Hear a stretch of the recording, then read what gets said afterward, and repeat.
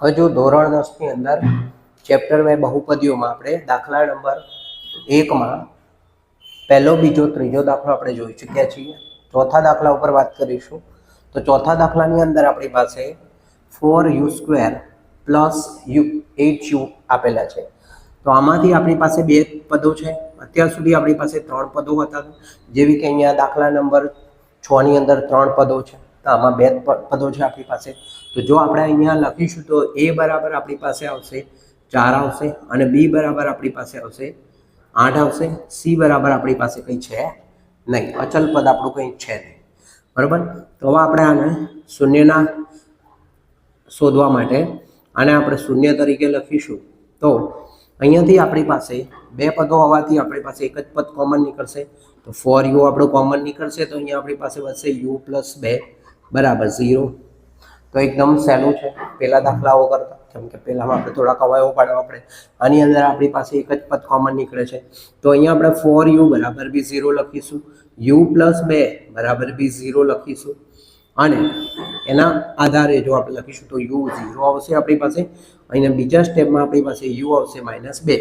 તો અહીંયા આપણી પાસે 0 અને -2 એ આપણી આપેલી બહુપદી ના શૂન્યો છે.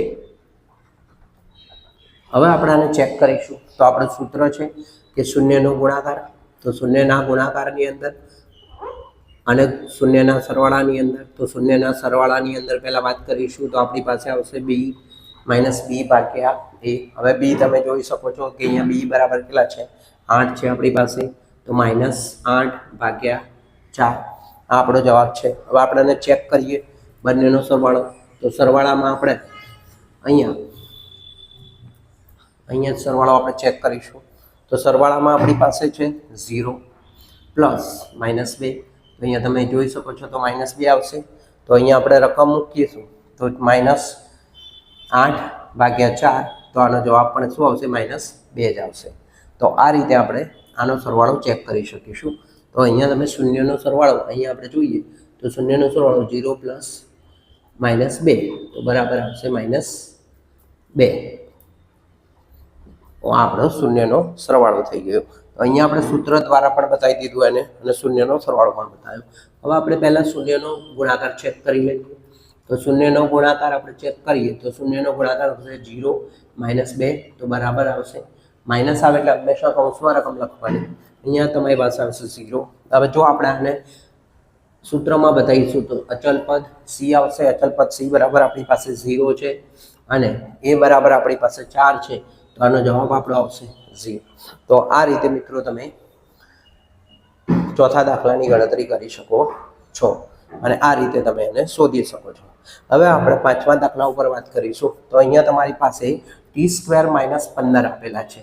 તો અહીંયા t² - 15 આપેલા છે. તો જ્યારે પણ સ્ક્વેરની અંદર કોઈ રકમ હોય તો આનો પણ તમારે સ્ક્વેર કરવો પડે. એનો મતલબ એમ થયો કે જો તમારે 15નો સ્ક્વેર કરવો હોય તો 15નો સ્ક્વેર ના થાય, 15ને તમારે વર્ગમૂળમાં લઈ પછી એનો સ્ક્વેર કરવો પડે.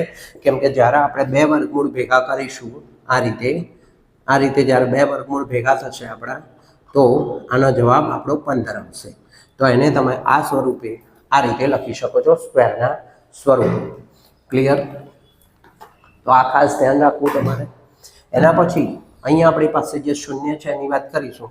તો અહીંયા એક વખત પ્લસ આવશે, એક વખત માઇનસ આવશે આપણી પાસે. તો t - 15 વર્ગમૂળમાં t, એને આપણે કૌંસમાં લખીશું, t પ્લસ વર્ગમૂળમાં 15 બરાબર 0. તો અહીંયા આપણી પાસે 2 પદો આવી ગયા. તો t - વર્ગમૂળમાં 15 બરાબર 0, અને t પ્લસ વર્ગમૂળમાં 15 બરાબર 0. આને જો આપણે સોલ્યુશન લઈશું તો અહીંયા t બરાબર વર્ગમૂળમાં 15 આવશે આપણો જવાબ, અને અહીંયા પ્લસ છે તો સામે જશે તો શું થશે, t - વર્ગમૂળમાં 15.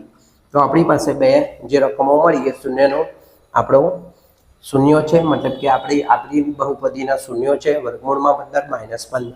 હવે આપણે એના શૂન્યના સરવાળા દ્વારા ચેક કરીશું. તો અહીંયા આપણે લખીશું શૂન્યનો સરવાળો. તો શૂન્યનો સરવાળો લઈશું. તો શૂન્યના સરવાળાની અંદર આપણી પાસે એક પદ છે વર્ગમૂળમાં 15 પ્લસ બીજા વર્ગમૂળની અંદર 15, પણ એ માઇનસમાં છે. તો આપણે કીધેલું છે કે ભાઈ માઇનસમાં કોઈ પણ રકમ હોય તો એને આપણે કેવી રીતે લખવી? કૌંસમાં લખવાની. તો અહીંયા આપણી પાસે +15 -15 તો આવશે જવાબ 0. હવે આને આપણે સૂત્રમાં મૂકીને ચેક કરીશું તો બી. તો અહીંયા આપણી પાસે બી જે છે અને આપણા છઠ્ઠા દાખલાને પછી જોઈએ છીએ, કેમ કે આ બે સ્ટેપવાળા દાખલાઓ છે. અહીંયા આપણી પાસે a બરાબર 1 છે જે સહગુણક છે ટીનો. બી બરાબર આપણી પાસે અચલ કિંમત જે કંઈ છે નહીં, 0 છે. અને સી બરાબર આપણી પાસે આપેલા જ છે 15. તો હવે આપણે આને જોઈશું તો -b એ 0 છે આપણું, અહીંયા માઇનસ છે આપણું, અને એ બરાબર આપણી પાસે છે 1. તો અહીંયા આપણી પાસે 0 જવાબ મળે છે. તો આ છે આપણો શૂન્યનો સરવાળો. એના પછી આપણે લઈએ છીએ શૂન્યનો ગુણાકાર. તો શૂન્યના ગુણાકારની અંદર આપણે વર્ગમૂળમાં 15 લઈશું પ્લસ બીજા ગુણાકાર બીજા વર્ગમૂળની અંદર 15 લઈશું અને માઇનસ છે એટલે આપણે એને કૌંસમાં લખીશું વર્ગમૂળની રકમને.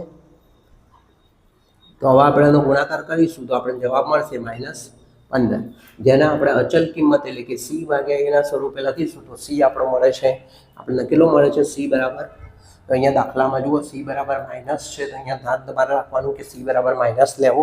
તો અહીંયા સી બરાબર -15 છે એટલે આપેલા છે 1 છે. તો અહીંયા આપણે -15 ભાગ્યા 1, તો જવાબ આપણો આવશે -15, જે અહીંયા તમે જોઈ શકો છો કે અહીંયા આપણને મળે છે. તો આ રીતે આપણે દાખલો આપણો પૂરો કરીશું. થેન્ક યુ વિદ્યાર્થી મિત્રો.